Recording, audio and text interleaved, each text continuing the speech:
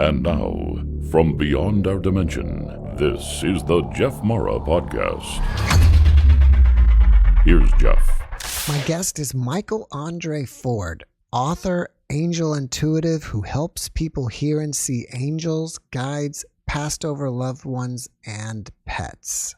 Michael, thank you so much for joining us today and welcome. Jeff, thanks for having me on the show. Appreciate it. So let's start here. How did you get this ability to connect people with angels in the first place? Great question. And I wish I could say I've wanted to do it all my life. But to be honest, I probably skipped half my Plato reading back at Middlebury College. I had Oprah as a Baltimore newscaster. When I lived on the East Coast in Annapolis, she was my Baltimore newscaster back in her skinnier days. And I probably didn't watch any Super Soul Sunday. So I would fail on all the proper reading, the things you're supposed to do to be spiritual. And I did have a bunch of events happen in 2010 and on that kind of popped me out of thinking and into my heart. So I picked up skills, which then I turn around and help others do for themselves. So I help people be in their heart so they can do their own listening, seeing, feeling. But in the 70s, I grew up on the East Coast. I've had two parents pass over. My dad was a Navy fighter pilot. He passed in 1970 off the coast of Italy when I was 2.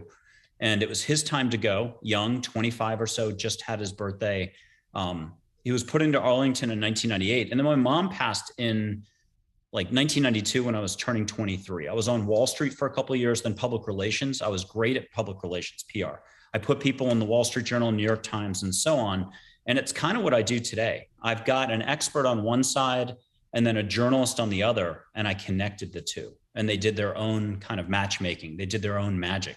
And that's what I do today. It turns out it's very ironic. I help an individual, whether they believe in spirituality or any of that stuff, I help them just settle down into their heart to do their own listening. And they get to meet full-on unconditional love figures, whether it's Buddha, angels, Thich Nhat Hanh, and so on. But if they can own that part, they can also meet their relatives. So call it pulling back the veil if you wish, but it's whatever you call getting out of the brain and just into the heart to do basic listening, feeling, seeing, and so on. Now, you mentioned that you had a couple of events or something that kind of pushed you into this direction or opened something up for you. Can you be a little bit more specific about what actually happened to you? Sure. My career path, again, public relations, but with 9/11, I went in-house to companies. I had my own PR agency. And so it was law firms. And the last in-house position was at Weil Gotshal in New York, which is a global law firm, $1 billion in revenue back in like around the time of the Lehman crisis, 2007, 2008, stuff like that. I had an hour's notice with 72 others on a layoff. And I think I was the only one excited. I had bought a home in Austin, Texas. I was in New York forever. And it gave me my excuse to get out of New York. I've said this on some other shows where I was a little bit like Kurt Russell, Escape from New York. I wanted out of New York. It was a lot of concrete. I'd already lived there in the 80s for 4 more years on Governor's Island. And that was my chance to get out of there. And it was still a shock. I think anyone who's lost a job or been fired or anything else knows it can kind of jar the psyche a little bit. You're kind of like, hey, what's up in life? And I had a couple other situations, a relationship blow up and something else that all 3 of them, if you don't mind me putting it this way, popped me out of thinking. It forced a re-examination of what's going on up here. And then I started hearing, feeling, and seeing, but I'm the least likely candidate for this in one sense. I wasn't your astute student who then at 3:30 in the morning getting nudged like some kahuna in Hawaii jumps to it and says, yeah, let's get the show started and let's do some meeting angels, unconditional love figures, and so on. I'd roll over in bed. My cat would go out to the living room. And even if I went out to the living room, I'd put on MTV or an old black and white. I pretty much did anything I could to not pay attention. And yet I still got my ears boxed, so to speak, and learned that there's a little bit more around us and in us than thinking. So I think that was the big lesson at that stage was just, hey, thinking is not the end all be all. I think we all know that. Thinking tends to leave us a little unhappy. Thinking doesn't mow the lawn. It doesn't give a hug. Actually giving the hug to your dog or your wife or your sister is the action. And our heart does that. Now, some of our thinking's down in our heart. I don't want to bash thinking. We're going to be doing thinking forevermore. But what I help people do is get out of thinking long enough to connect to the universe with no barriers, which is a really big concept. And a lot of mini miracles happen in the sense like colorblind people see color and so on, but you literally can get any answers to any questions, all languages spoken. So I really feel like I'm off the hook on this because it's such a direct experience, but it's a lot to grasp for the audience. And so we're going to have to explore that a little. Can you run us through the very first time that you yourself saw an angel and what happened? The very first angel I help people meet is named Joy, and she's the very first one that I saw. So I was just going to back up a little on that. So Joy is this angel that's kind of the ambassador, communicator, holds the space. So I'm in my living room, and I'm very Disney-esque in how I approach stuff. Very lighthearted, I hope. I might sound serious right now, so forgive me.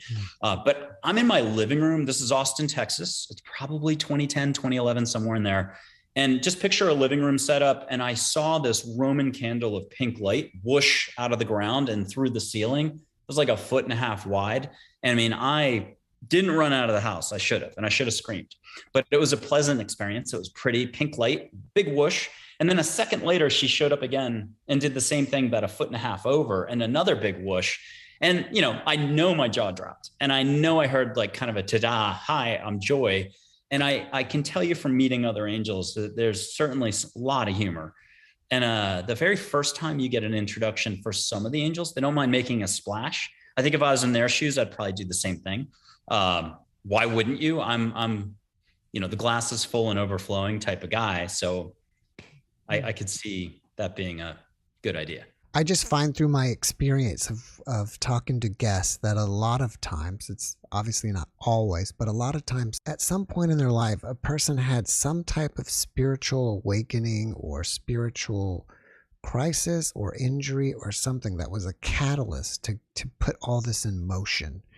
So I was trying to see if there was something in your life that was that catalyst that put all this in motion for you. Well, I was sick a lot as a kid. I had strep, but I was in that 1% club before they declared getting your tonsils out was not necessary. I think I was the case study at the Bethesda Naval Hospital. I grew up in DC at one point.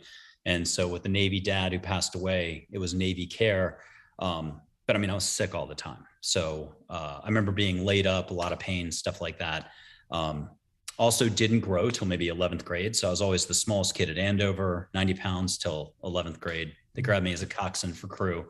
And I had little stuff happen. I could throw doubles. I'd call it in a backgammon game. I remember an internship at Middlebury. I walk into the ad agency. I'm there for less than an hour. And it's over these falls in the center of Middlebury, Vermont. And I just asked, hey, do you guys ever have any ghosts here? Now, it's not like I was ever seeing ghosts, but I've always kind of paid attention to that. I thought it was interesting. And the whole place stopped. The owner pulled me aside and he's like, hey, did you see anything? And it turns out they had an exorcism there like a week earlier. So everyone was on pins and needles. So there were little things that were happening. But I mean, I'll give you one quick other reason why I moved to Austin or why I bought the home first. I was getting off a plane. Just another law firm, big one in Texas, was taking me around to their offices. And this is like 2003. So nothing's really happened. I'd had a relationship where the person was intuitive. She did all sorts of stuff. I got goosebumps, but I couldn't comprehend it. And I think that's the best way for me to put it in the 70s and 80s and 90s. I just couldn't get it. I didn't understand any of it, but I didn't doubt her. I got off the plane and a little voice just said, one day you'll be moving here. And it sounded like my voice. And I did what I do for a lot of that, just shoved it aside. I think we all do. And I didn't pay attention, but a chance came to buy some property and I found a home. And then with the layoff, that was my chance to jump at it. And things really unfolded after that. Again, 2010, 2011 and on. And I grabbed a camera as a security blanket and started snapping away, first out of panic. But balls of light in my living room, almost like a celebration for me, even just allowing for the possibility that there could be more than just this thinking. So lots of different shapes, lots of different photos, lots of different colors. People use that as a prop for their own letting go, just to dip their toe into the pool of possibility here. And then later you can just see full on with your eyes. So I know the photos are nice. I know having a photo of a fairy is amazing. But if you can just see with your own eyes too, a bunch of different ways, that starts to put this all into even a bigger perspective. So you are sitting in your living room and Joy, which I'm assuming is the name of the angel, just popped out from the ground and introduced herself to you that day. Yeah, I was standing in my living room, and I remember just a big Roman candle, pink whoosh. I felt like I was more like a character out of that animated, what's the Scrooge movie? A Christmas Carol. And so it was very Christmas Carol-ish. I think that's such a great metaphor for all of us. You know, we think Scrooge is kind of a jerk, so no one wants to be labeled Scrooge, but we forget that 79 pages later in the book or in the movie, an hour and a half later, he's the nicest guy in the world. He's also a great business person, joy bringer. He's in his heart. And so I know this is going to sound like a lot of woo-woo, a lot of spiritual, a lot of everything else, but I just describe this as getting to your heart, and it's acknowledging all the times that you do it during the normal course of your day. But it's far easier than people realize to just do the letting go. You know, artists kind of know it. Athletes know it. If you do yoga and you're in the flow, you definitely know it. Musicians. But I'm not sure that we view all moments the same way and can carry that simplicity or that technique or the permission to let go from the athletic field to just everyday life. You're not going to let go all the time. That's somebody who's going to be too happy. I don't know any neighbors that are like that. So how did that experience change you? Look, it forced me to take all of this a bit more seriously, a lot of slowing down, maybe paying attention 2% more. I'm like I said, I think, Jeff, if it was you in my shoes, you would have been much quicker about it. So would most people. I think most adults are very sharp. I'm not dumb by any means. I'm definitely a little like this. 6 months for me to figure something out that everyone else gets done in 10 minutes. I taught myself algebra in like 7th grade, took calculus in 9th grade. I'm not dumb. It's just my absorption level can be super slow in the uptake, but I'm so quick at helping people release whatever you want to call how they're rolling up here, just long enough to get out of their own way and to have a direct experience with the universe where the universe does its job. You're getting full on answers. I don't see the questions or answers. So you just get details, unbelievable details. I mean, if you don't mind one quick tangent, that's the scientific community. Imagine what happens, and maybe this is still 20 years, 10 years out. Scientists just allow for getting any answers to any questions. They're going to shove me out of the way as fast as possible and just want to get their answers. You know, we're going to shave a couple of years off of someone's research, but a typical scientist is just going to fill it up with more research in a new area or continued research. So it's my hope that people ask, hey, where should I go on vacation?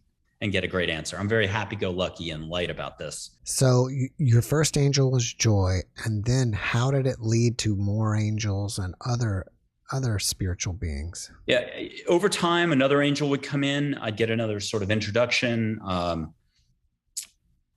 Very much like a kid in a candy store every time that happened. I can remember at a department store, I was helping an India family meet like angels and an India figure. I just ran into a group. Somehow we started a conversation, but they pulled away. And then I felt dejected. And I'm like, oh, why do I put myself out there? And I'll go on one more quick tangent. I was at a bookstore one time, and I'll get pinged on folks who need help, but I'm in the middle of looking for a book, and you know, I'm human like the next person. So I actually shift aisles first to avoid helping or talking with the person. And then they move to my aisle. And I've found that I usually get 3 shots at helping someone. So I'll run into them in the parking lot as I'm leaving the bookstore. And then I've warmed up to the idea of giving some assistance because I'm technically psychic. But my view on this is if I tell you anything, I'm getting in the way of the concept of you doing your own listening, you owning your own internal pre-existing Jedi skills. And so I helped that woman in the bookstore that day, and it was fun. She gave me a big hug afterwards. But back to the department store thing, the India family walked away, and the weirdest thing happened. Another India family came along, and in that moment, I was helping them. They full on did everything. They made me look like a chump in terms of my skills. And that's what always amazes me is that every other person just takes to it. They can go ahead and get full on seeing done at the end. Baby steps to just test out all your electricity, your plumbing. You know, you've got to trust that the voice that you're hearing is actually whoever the figure is, a Geronimo, a Mohammad, a Mary, a Jesus, an angel. So they got done, but 4 more India figures all tumbled in at once. And, they're big names. So I would have thought just because I'm a regular Joe in society, that if it's Vishnu, Krishna, Ganesh, and Lakshmi, that would somehow have to be measured out over years. And it all happened at once. And I don't know why India would be my bailiwick. Same thing with Native American chiefs. I don't look like I'm from India, and I don't look like I'm from, Native American background, but I also don't think that matters. This is, to me, just about unconditional love, about being, all that philosophy stuff, Shakespeare, To Be or Not to Be, or Eckhart Tolle, or name whatever we consider on the, the wellness, spiritual landscape. It's just being in your heart and allowing the universe to do its job. There are light beings and just a smattering of figures that are very interesting. In the beginning, was it that angels would just spontaneously contact you, and then now it appears that this has evolved into you being able to contact angels at will? I would say about angels, I mean, look, they live inside you, around you, however you want to say it. But I can say one way what I do, which is I do trans-dimensional channeling, so you get a multi-dimensional experience. I'd like to say I don't do anything. I get sleepy afterwards. I hold the space for a person to drop out of their head into their heart. And back in the day, you were asking about, how this kind of all came about. Look, back then I was digging my heels in. I was super slow in the uptake, and I would have little experiences that gradually got me more and more comfortable with this entire concept. So again, I was grabbing a camera. I'd grab a camera, but if I danced, played ball with my dog, or did anything where I lightened up a little bit, just loosened up, I'd get more balls of light showing up and I'd feel better. So I went trail running one day. It probably was 2011, that summer in Austin, where it was 100 days of 100 degrees or more. Hot, no rain for 100 days. And I went trail running and I was exhausted. It's 3:00 in the afternoon. I fell asleep, middle of a king size bed. An orange cat named Macy's on my chest. Now, she never slept up there, but I was kind of asking, hey, it'd be awesome to wake up with that cat slumped right there, having a kind of kitty moment, if you like cats. And I remember waking up and looking and saying, oh my God, she's still here. She's only done that like once before the entire time I had her. And my eyes went up, and 3 feet above me, it turns out it was my guardian angel. I saw a ball of light. It was every form, movement of water all at once. It defied all logic. I saw wave action one way. I saw swirling another, and like a bunch of other movements of water. That was my comprehension of it. And so it was my guardian angel. And I have a great photo of her, which we can show on the show later. It's on my website and elsewhere, but it's an actual silhouette of an angel. Her first name is Min, like Minnesota. It's the Lakota Sioux word for water. She's literally light waves of energy in water. When people go to see her full on, if it's a community fountain, she kind of looks like a Pacific princess. I don't really try to predict how she's going to show. So you get a full on view. And I love what I do for folks, because in a way I step out of the way. While I've had thousands of experiences snapped away, in a way, none of my details matter to help a person let go, to accept their own life story, where they're at, and to get a little help and to get out of any place that they think that they're stuck. Or if we're talking something else, if they just need a little more kick in the butt, a little more motivation, a little more creativity, they get what they need. So it's full on answers in the way that they need to hear it. Forget about all those languages, Swahili, Japanese, if you're from Japan, you get it that way. You also hear it the way you need to hear it. So there's no privacy, but you're not getting judged. It's just a lot of love. So it sounds like to me, you're just basically a conduit that helps connect people with their guides, angels, etc. Yes. And what's fun is if a bunch of people have owned it and are, at least comfortable with each other, they can have a group experience after that. What will you allow for? I mean, if we turned on every satellite and did some angel photos and everyone in the world was somehow inclined to want to just do a little more love in the moment, I think we could probably get mankind done in 3 hours flat. But I wouldn't want to impose. And I also think it's closer to maybe 20 to 30 years or 15 years before folks are going to be like, oh, wow. Instead of my problem is, it could be about a job, career, health, this situation, that situation, feeling stuck. It's just hit a button and get some answers in an unconditional love, supportive way with amazing, breathtaking detail. And then what happens? You realize, holy cow, this entire time I've had a lot of thinking that's been limiting me. And I'm not trying to bash thinking again. We're all doing it. We're going to do tons of it. We're going to slap labels on everyone else. There's tons of complex situations and complex people out there. But I guess one of my core messages for folks is where you put your focus is where you put your focus. If you can lighten up just a little about whatever situation we're talking about, it's going to pay out for you. Do you think a person has to be in a certain mindset or a certain, energy to be able to see their angels, or even the most difficult skeptic can still see them? I definitely think there's some figures running around on the world stage that are, bent on trying to disprove the concept. There's others who are running around who might have written books on angels that are the opposite. They're running around looking for the proof. And this is kind of beyond that concept altogether. If you'll just allow, with a capital A, get to your heart, if you can really allow, it's a private experience. So I'm not going to try to judge some of those folks out there. I think it could be hard for them.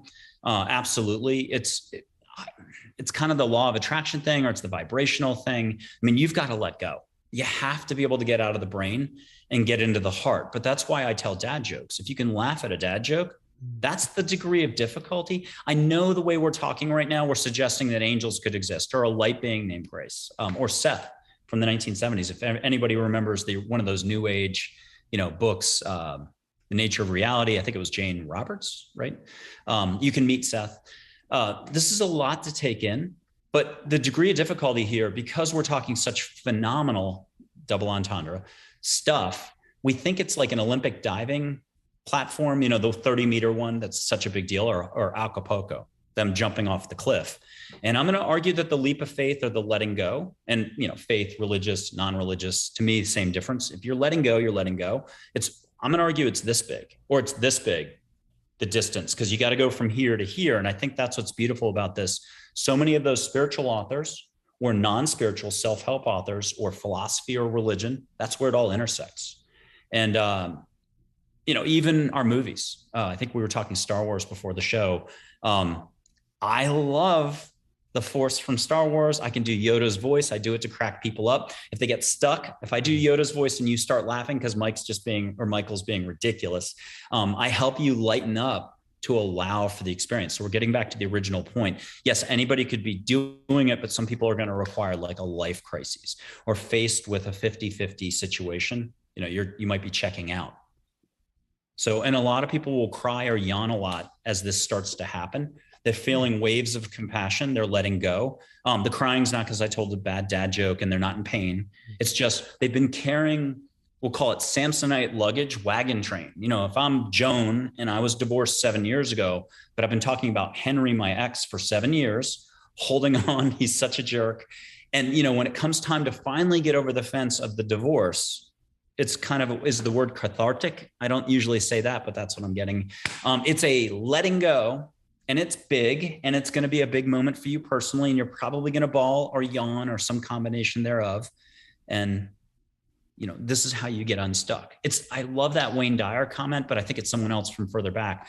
If you change the way you look at things, the things you look at change, or just broadening your perspective helps you get out of the consciousness that says, my problem is I've got this divorce from last week, 2 years ago, and you're suffering, to a broader consciousness that allows for an actual win to come in that gets you over that. Now you're going to just get another problem next week. Welcome to being human, ebb and flow. Besides telling dad jokes, what other ways do you get a person to let go? Oh, great question. And can you even give us some tips for ourselves, how to let go so we can see angels, guides, etc.? Sure. Now I call it like 70 little baby steps, but with one action, sometimes you can check off 13 baby steps in one moment. I always start with blowing a little bit of sage. Like I literally have done this on some shows, like an Australian broadcast duo, and I mispronounce everything. So I was saying Brisbane, and I know it's Brisbane, Australia. So I blew sage smoke to them, lit it, blew it, and on the show they could smell it. I did it for a Melbourne, Australia podcast host, but I wasn't on a show. And I did it for a New Zealand healer who wrote me up in an online magazine article, Brains. It's a Swedish publication, but she's in New Zealand and it's on my website. So that's earth shattering because you're blowing smoke through two screens. Now we happen to be in the same city, but picture you're somewhere else and you smell it. And so fast forwarding a little later, after you ditch me, you've got all the skills. You just blew out all your intuitive skills, or just call it your basic skills. We trust that we can smell. And I think all of us have at least once caught a whiff of something to trigger a memory, our favorite ocean, a perfume, our mother's cooking, but our mother's been passed over for 20 years. There's always been at least one of those moments, I would argue, for everybody. You can ask an angel to bring it in, and it could be a perfume that hasn't been invented yet that rocks your boat. So I teach no limits, and you can smell that favorite beach in Hawaii, even though you're in Kansas, and an angel brings it in. So yeah, getting all your answers is really nice, but this is way beyond that. You get hugs and you feel hugs, but there's a million different types of hugs. It starts, and back to the baby stepping, I blow the sage through, and then I show your energy. I think Celestine Prophecy does it this way in the movie. I think that's James Redfield, to give him full credit there. But in India, they do it this way. And not everybody in India is going to know. India is like 40 countries. It's so big. But at least 2 of those little countries inside, they do it this way. You see a flow of energy, your light, the force, between your fingers. But I teach to start seeing it on trees, your dog. You can start seeing consciousness flow. If you're at a major department store, put your hand out. Each of you have owned it individually. You can see the light flowing between you, but then back up, back up, back up, back up, back up. I used to do that with just feeling it and not seeing it. And this has just continually expanded over 10 years. You can see that light flowing. You can take your finger and have an angel come in, not just your own light, but an angel you can see light, you can see butterflies all around you made by angels. And to give you a quick war story here, that poor cat, Macy, passed away, I forget when, 2016, 2014. I was crushed. And I was in my first Austin home in Northwest Austin. I'm looking out the window. It's April in Austin, and I've forgotten how fireflies work. It's before fireflies are even out. But I see yellow fireflies or golden fireflies everywhere, and I'm so excited. I'm like a kid. I'm yelling to Jenny, hey, I'm seeing fireflies. She didn't have the heart to tell me for 2 months it was angels and fairies just trying to cheer me up. They weren't there. And a second time it happened like a week later, she saw it too. First time it was just meant for me. And so what I've been doing ever since, because whether it's each person teaches me something, like a new technique, it comes in, a new way to blowing sage. I haven't been doing that for more than a year or 6 months. But back to the firefly thing, I ask people, if I can remember to, what's your favorite color today? And they say pink or purple. And there's no such thing as a pink or purple firefly, but an angel or a fairy will make you that purple firefly streak, and jaws drop. The more you resist it to, it's foolproof in a sense. Even though fools are so damn ingenious, we all want to stay out of here as much as possible. Think about it. We'd rather be up here thinking, analyzing, judging, separation, the duality thing. But if you can let yourself go for just a half second, and fairies and angels are great at this, even out of the corner of your eye, you'll get a firefly streak. And that helps you to trust that something's going on, that the universe might actually exist in a way that we can grasp. And then it goes on from there. You keep letting go. You look at a photo of an angel, and I've got them on my website. Just look at a photo of an angel, ask for a hug, feel a hug. My only rule in all of this, and this is a good one, my only rule or structure, I mean, pen and paper is nice, but that's not really a rule, is just do a Boy Scout pledge, Girl Scout pledge. And you don't even have to put a hand on your heart, but silently just be like, hey, angels, get me out of my head into my heart, make this nice. Amen, rock and roll, thank you. Om Sai Ram, however you personally roll, that's going to be the Jeff patented method of setting your intention, owning it, really asking for a little bit of, I don't like the word intervention, but I don't want to interfere with anybody else's life. I've already said way too much, but this is a podcast. It's the point of the exercise. Angels don't want to interfere, but if you ask, you receive. And that's really what this is, that all moments can be the same, sort of. You can allow for a little more happiness in the moment. You can get some help. And that's why this direct thing is so hard to fathom. How can you have a button that you hit that means answers, that means hugs, that means seeing? I read in the comments from time to time, I'll read something like this. I pray and I try to see my angels, guides, and I never get an answer, or I never see them. Why does that happen for people? I'll do it 2 ways: Eat, Pray, Love, and Winnie the Pooh. So here's Winnie the Pooh. Everyone talks to animals. No one listens. We're not really talking about animals. Everyone outbounds. To go full stop or even a little bit of slowing down, just pumping the brakes twice on your thinking, taking a breath, smiling. Those are a couple more of those baby steps. You've got to recognize what thinking is. And that is the first. If it's a two-step dance here, if it's an undergraduate degree and a graduate degree, and Angel put it this way once, you got to have the undergraduate degree before you get the graduate degree. The undergraduate degree is recognizing that there's a difference between thinking, whatever you want to call this, unconsciousness, the brain. There's a million ways everybody describes it depending on which research group, societal group, organization you're a part of. There's being up here, and then there's being down here, awareness, unconditional love, the heart, all those other ways to say, being one with everything, one with the soccer ball. So there's a difference between here and here. And once that is appreciated and sort of, is it grokked, to use that old expression from the sci-fi realm? Once you've got a sense of a difference between here and here, you're kind of ready to get going. To me, all you have to do is be in your heart, ask, and listen. It'll sound like Jeff's voice for 20 seconds. The second you calm down about it, you get full on personality. Geronimo coming in full on, crazy horse. So back to what you were saying, eat, pray, love. I have another way to say it. I think they've got in the book a reference to a guy in Italy who kept going to the same water fountain statue in some city in Italy, probably for a year straight. He cried again and again, why am I not winning the lotto? I haven't won the lottery. I want to win. And so every night he would go to the fountain and cry about, hey, I haven't won the lottery yet. And so finally the statue comes alive and says, will you buy a lottery ticket? That's it. I love that moment in the movie. And that's why I love every single type of movie. Old ones, I think they all point in the same direction. These are eternal questions at one level.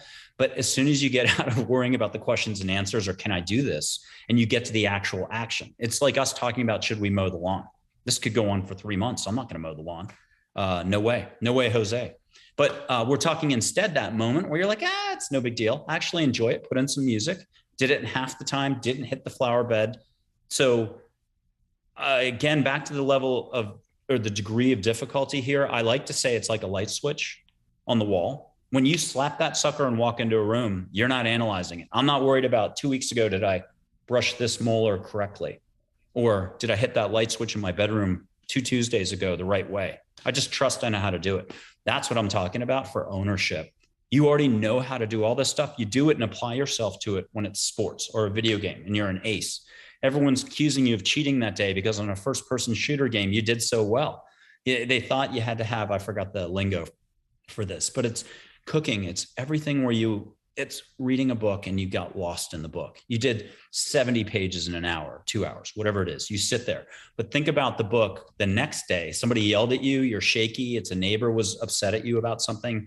You try to read one sentence and toss the book. You're like, I'm not into it. The book didn't change at all. There's just a state of flow. And Scrooge at the beginning of the movie or the book was dental floss.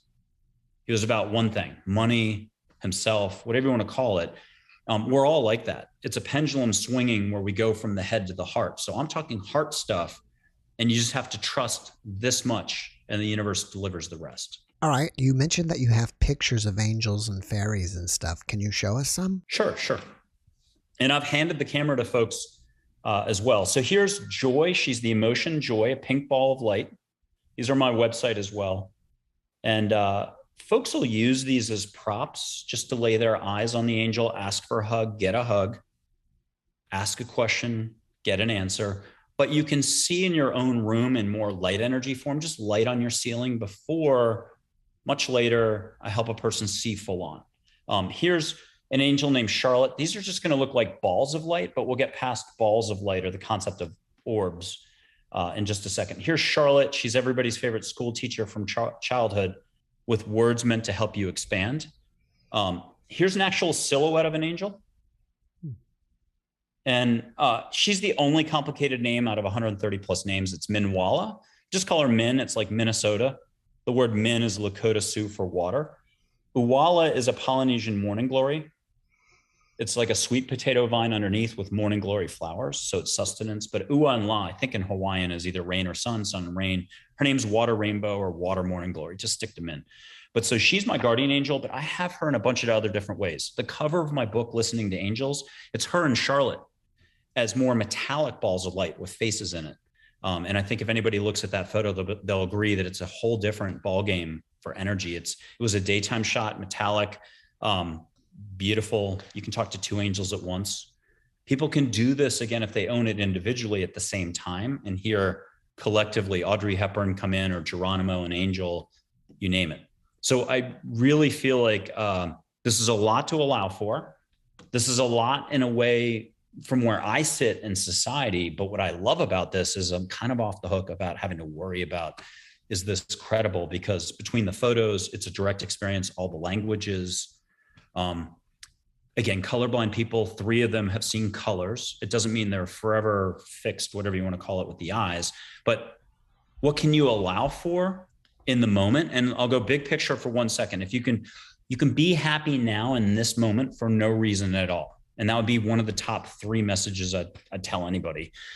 Good luck believing that. And you and I know we got to pay the bills. I've got this situation. I just broke my leg. I'm in pain.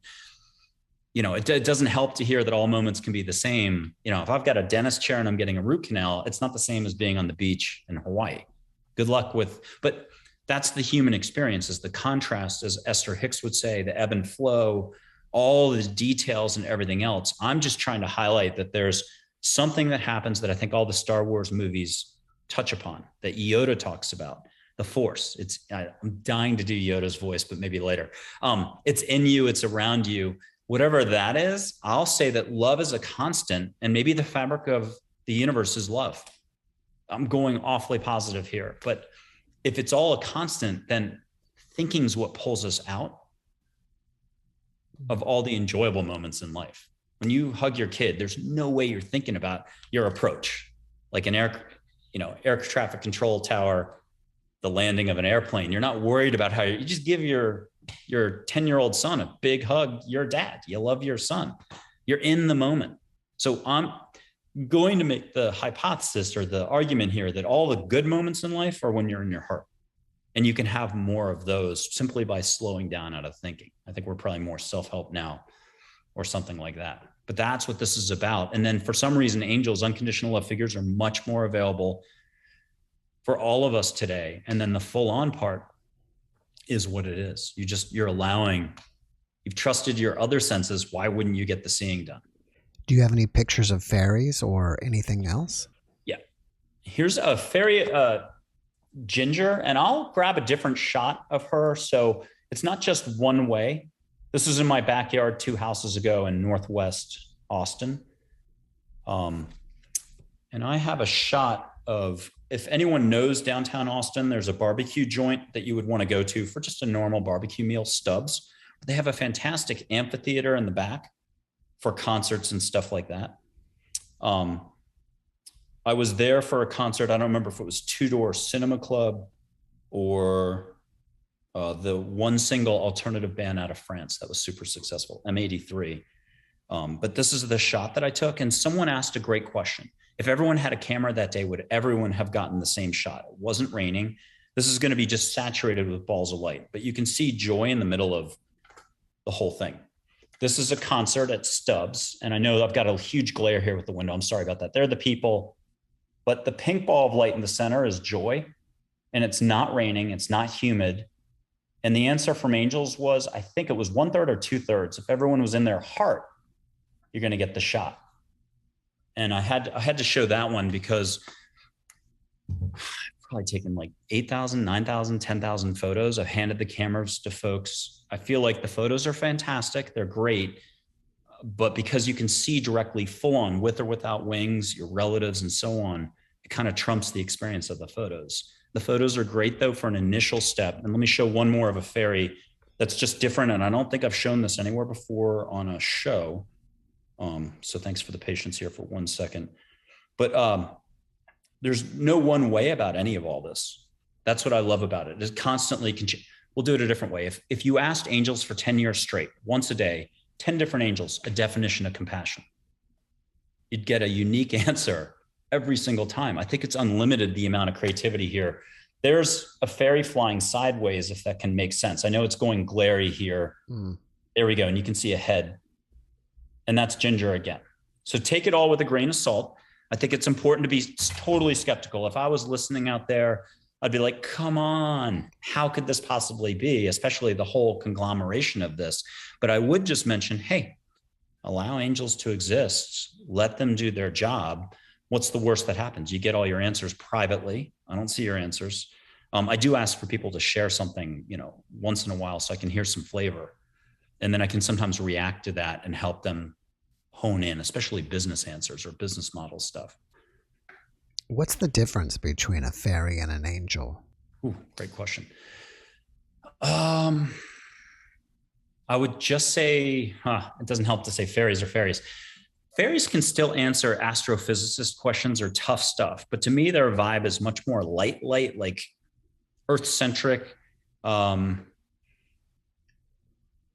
When you go to see them, more like teenagers. And here's another for the audience that'll be hard to fathom, but Tinkerbell, her existing. I've got, 75 plus testimonials from some pretty notable folks, a former spiritual director at Canyon Ranch, a former Miss USA, also an Omega Institute staffer who used to book like Deepak Chopra when they have 700 people in for a book signing. In her testimonial, she says, and Tinkerbell was my very favorite in her testimonial.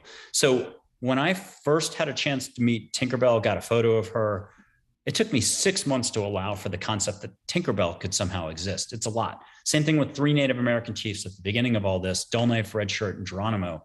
I used historical photos of them. I had older friends, I was probably 42 when this all started. I'm 54 now.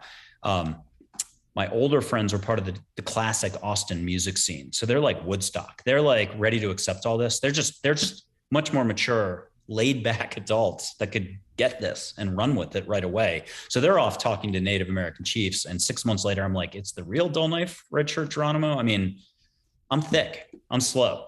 And so I think what blows me away constantly is just about every person I meet puts me to shame. They're like a duck to water. It's going to take a little bit of a setup that you are going to create a little space for yourself to experience it.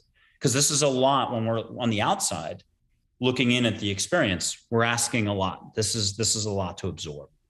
Do most people, after they have a session with you and you introduce them to their angels or guides or whatever, does something change within them that they don't need you to be a conduit anymore? They just change and now they can do it on their own all the time. Yeah, that's also the beautiful, probably one of the most important messages is just, I love this, is they're not dependent, relying on me for anything. Once in a while I get to chat with them again. I'm always happy to do more figures in a new direction, or they just could use, and we can all use an outside coach from time to time, even if it's once every 5 years. But a person really does learn that they have their own unique connection. And I again like that in the zone phrase from athletics. We were all either great at athletics or art or music or something where it's our thing. It could be just a hobby where we've let go and where time goes by fast and we had a great time. It could just be wargaming, or it could be growing plants. I tend a garden and I take flower photos. I love doing that. But I'm going to argue that the angels have always been with you, unconditional love figures from the get-go. But because they're truly unconditional, you're not going to get any interference. If it's not your time to go and that SUV flips over and you're in the Dutch Canal and you're sinking, then you're probably going to get rescued because it wasn't your time. And when the policeman comes along and says, no, I'm the first on the scene, there was no old lady that pulled you out. You hear those stories all the time. Also, one thing about the experiences you can have, once you've rolled with us a little, you've tested the waters, you're testing your own plumbing and electricity, you've gotten some hearing done, some smelling, some seeing, some feeling, you get hugs. The hugs can become healing too. You just ask for a hug, let it kind of grow and a little more love coming in. Don't forget, you can kind of, there's the plant medicine people, ayahuasca, if I said it right. You can have an ayahuasca experience without the ayahuasca. There's the near-death experience crowd, some fantastic people, but you don't have to die to have that experience with your eyes shut on that one. You can have a very pleasant experience come in. You can also have India come to you if you sit still and now you're a couple hours in, you've met angels, figures from India, Native American chiefs. It's not necessarily India centric either. You're sitting there, eyes shut, sitting with Sai Baba, the one from 100 plus years ago, but you've got angels there. And it's like Hollywood wardrobe. You're wardrobed out better than Elizabeth Taylor and Cleopatra. You sit, and there's 9 different ways this can go down. You can do a Q&A session. You can just hear stuff like you're at a university class. I tell everyone to avoid just dead silence. I don't think you're going to ever get that. That's just too, what would be the point? But you have an interaction. There might be a ceremony for you, but you can see your relatives, and they'll be parked far enough back they won't be a distraction. And Native American chiefs will be there, even though it's an India theme. This is a little bit like Westworld without the violence, though, a happy Westworld. So you can go to Tibet or Tibet comes to you, but this is with your eyes shut. It doesn't mean you can't see Chögyam Trungpa next to Jesus, next to Mary, next to 5 angels and Uncle Frank with your eyes open. So when somebody sees an angel or their loved ones or whoever, do they see like an orb flying around in front of them? No, you see full on. Like, pretend I grabbed you and I put you across the street, but if you're scared, it's 20 houses down. Not scared, but just, tentative. It's sort of like stepping out on the ice on a lake. You're not going to get me to do that. You're not going to get me in a hot air balloon, skydiving, none of that stuff. But so there's a certain amount of healthy resistance that we're going to naturally just have. But there are tons of folks out there that are like, sleeves are already rolled up. They're ready to go. They've either had enough personal life experiences or close enough friends, or they're just trusting enough about life that they're sort of like, hey, what's next? Every once in a while I get challenged. This could be an 18-year-old headed off to college that I can't move fast enough for them. They're all smiles. They're like, yeah, got it. They're not even analyzing it. They're not doing what we're doing, talking about it. They're just like, yeah, I got all my answers. Who's next? What's next? I'm having to come up with stuff because I feel pressure. I'm like literally sweating more. So there's people who I'm not a big fan of the word grace, but this is a graceful moment. It's the allowing moment. It's unconditional love. It's more just peace, inner calm, all the fluffy stuff. But there's people who flow right through it and just look like complete naturals, like an automatic, is it Obi-Wan Kenobi? Like established Jedi, whereas we're all kind of budding Jedi. We're trying. So you're saying that you and whoever you're working with, you'll stand outside and you'll say, hey, look across the street, and then they'll see like an orb flying by, or they'll see like something that looks like their relative, like a energy. Yeah. As part of the baby steps early on, you could see, and I'll skip the word orbs just because I think that's a way of classifying all light energy in a certain way that almost relegates it to, let's be skeptical about it. So instead, you can just see light energy. You can see angels in light energy form. It could be anything. There's a million ways for joy, that one angel, just to show up. Usually it's like little flecks of light, like fish breaking the surface of the water, a pink ball light, pink shooting star, endless ways, right in your living room on your ceiling where the wall meets the ceiling. Pick a corner where you're comfortable with, leave your eyes in one spot, check out, be in your heart, let your heart knows what to do. You just have to get out of the brain. That can be a lifetime for some. I'd call that not living. I think there's that movie Peaceful Warrior, a deleted scene. Nick Nolte's in it, walking the gymnast along. And he goes, the shame about it all is some people never start living. And that's kind of what the message is here, is you can start living more, have your answers, have your cake, eat it too, no calories, and just smile and breathe more. That's also part of this process, is just letting go of what you know. It's all going to come rushing back. And the seeing part, yes, sort of the cherry on the sundae here to get away from cake analysis. Now we're in Sundays. To put the cherry on the top, yes, you get to full on see, but I mean full on see. Like Geronimo, Audrey Hepburn, without wings for an angel, then with wings. And make sure you do both. Eyes open. What can you handle? If the person was just skydiving yesterday and the chute didn't open, they bounced, not a scratch. Every news crew for San Antonio, Austin, and Houston's covering this amazing phenomena. The person's walking around, not even a bone bruise. They're going to be out of thinking for at least 4 days and not worried about bills. They're going to look at a bird and say, pointy bird. And you, after an hour of this, you won't be able to handle it. They're going to be the most happy, positive, I love life. Yes. That person's ready to get going and see 4 feet away. They could have a cup of tea with Audrey Hepburn, Archangel Michael, Gabriel, Rafael, sit down. They're wired to do it. You're not going to have any resistance. Thinking's resistance.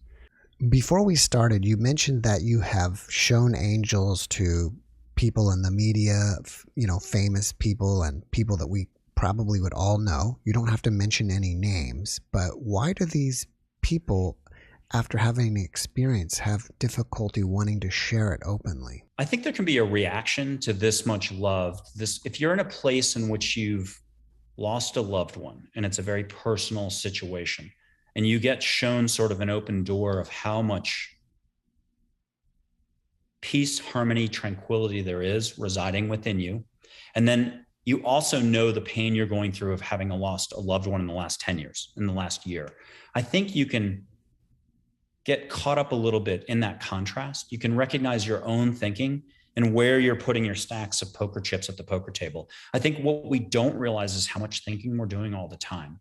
And you get a chance in this process to meet your ego, potentially to tame your ego. It's not necessarily the gist of all this. That's a separate sort of exercise.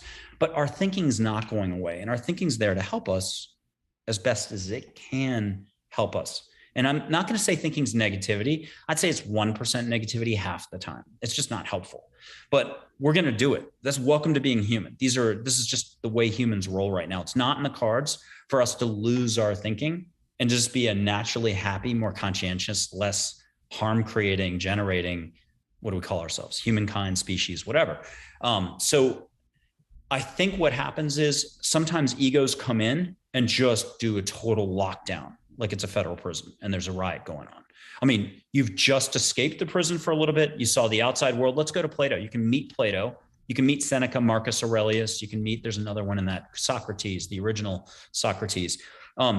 But Plato had that Plato's cave metaphor. And if you want, we'll just switch it a little. I mean, Plato's great at addressing all this. I skipped half my Plato reading in college and have been ribbed about that a little bit from above. But it's a little bit like a jail cell. We're all holding onto the bars on the window, looking out, wishing we could be somewhere. We think we haven't arrived at something or where we're at career-wise, relationships, our love of our life, a health situation. We refuse to turn around, and that's just going to the heart, and look at the door. That jail cell door is wide open. It's awfully hard to take the 10 steps to go from here to here, to let go, to allow for any of this. Even if you could get all the help in the world, any answer to any question, and to be able to repeat it on your own in the future. Do you think anyone, and in this day and age, across all the different cultures, all the knowing, 7 billion people, there's more knowing going on, more thinking. I'm talking the knowing that precludes possibility. And a lot of knowing, even on the scientific front, wait a week and it's old. It's no longer, new knowing came in that replaced the old knowing. So we're very dependent on thinking. We're very dependent on knowing. And I wonder a little bit, where we rank in the history of mankind for sort of being in the heart, awareness. I have a feeling we're not at the top. Modern day society, we do a lot of thinking. I do tons of thinking. I'm going to go right back to it. But this is a chance to pop out of what you know. And it can be a scary concept before. When you do it, you're happy. You get your answers. You write, I think the record's 49 pages of answers, in 9 hours. I just checked in every 2 hours in Australian. Australians are great at this for some reason. Canadians, pretty good. People from India, fantastic. New Zealand. But I think afterwards you can kind of realize, holy heck, what just happened? And your thinking comes flooding back in to shut down that little bit of light that came in. Can you give us more tips, and what does it mean simply to operate from the heart? Look, mindfulness, that crowd, meditation, that other crowd, they're touching on it. Exercise, anytime you can let go to get out of what you know into your heart, take a breath, stretch, smile. There's a million ways to let go in the moment. It's getting out of thinking and, read a book, do something. And I think Zen and like Buddhist circles really cover this well with those, is it koans? It's not about words, it's beyond words. It's not about structure. So anything I teach, I try to blow up later because it's not about any one way. How do you get to your heart? That's why I like dad jokes, because they're corny. If you can laugh, you're in your heart. I think what we don't realize is we're in our heart more often than we realize on a daily basis, but we don't actually give ourselves credit for any of that. If you fell asleep at night and had a normal night's sleep, you weren't awake all night or snoring all night, getting disrupted sleep. You actually got some good sleep. That's an incredible amount of letting go. That is it. That surpasses the amount of letting go required to meet angels. And so same thing with the light switch, taking a hot shower. I love that Wayne Dyer expression, again, to kind of quote him. You can't have a hot shower that you enjoyed and be angry at the same time. So there's sort of a light switch that's you Your brain, when your lights are off, I'm going to argue that your lights are off when you're up in the brain. And when the light, it's upside down. When you flip your switch and you're in your heart, that's when you get the art done. You're an artist. You can do the painting in half the time and it's beautiful. Or you had a great time with your neighbor or watched the sporting event in person or on TV. You had a fantastic time. You read the book. You cooked your meal. You went running instead of the usual 2 miles. You did 5 and sailed through it. No effort, no problem. But I think as a runner for 40 years, I know those days where I'm suddenly walking after mile 3 and it might as well be a death march in the Sahara. So there's something going on up here. There's something here. I'm talking about letting go of what you know long enough to give yourself credit to breathe in life, joy, harmony, peace, faith, love, whatever you want to call that stuff. The Disney stuff here, whatever's opposite of Disney, Lord of the Rings, the lightning bolts and mortar up here. I mentioned in the beginning that you're an author and your book is called Listening to Angels. Can you tell us briefly a little bit about it and where can we get it? Sure. Now, if anyone thinks I wrote that book, my name's on it. It's Listening to Angels at Amazon, amazon.com/author/angels. So instead of James Patterson or my name, I actually landed angels thanks to an angel suggesting that. So amazon.com/author/angels, but angels wrote the book. It's a 15-minute read, 1 page forward, 1 page intro, 5 pages how to, 7 photos of angels, little introduction for each of them. I think the appendix is the best part. Archangel Michael weighs in on why angels so much now, why this much more availability and some other stuff. And then the epilogue is by an angel named Dale, who coached a very famous gymnast who won a bunch of gold medals. And he's the one that did that undergraduate degree, graduate degree metaphor that is eloquently put in his epilogue. I wish I could take credit for any of this stuff. If I've sounded sharp, it's by mistake. And a lot of what I say is after 12 years, 11 years of doing this, stuff that I've been managed to remember from angels. So angels wrote the book. If anyone thinks I wrote the book, I totally appreciate it. But it's super short and sweet. And that's a great way. I think it's $4.99. It's a great way for a person to get in, get out, and not be dependent on any one teacher out there. All right. What are some ways that people can find out more about you and connect with you? My website pretty much has everything. So it's my full name, not literally. So it's Michael André, like the champagne, Michael, Michael André Ford, like the car or truck, michaelandreford.com. Before we finish up, can you leave us with one last positive message? Everyone can be happy more in the present moment for no reason whatsoever. Now, if you react to that, you get to spot your own thinking.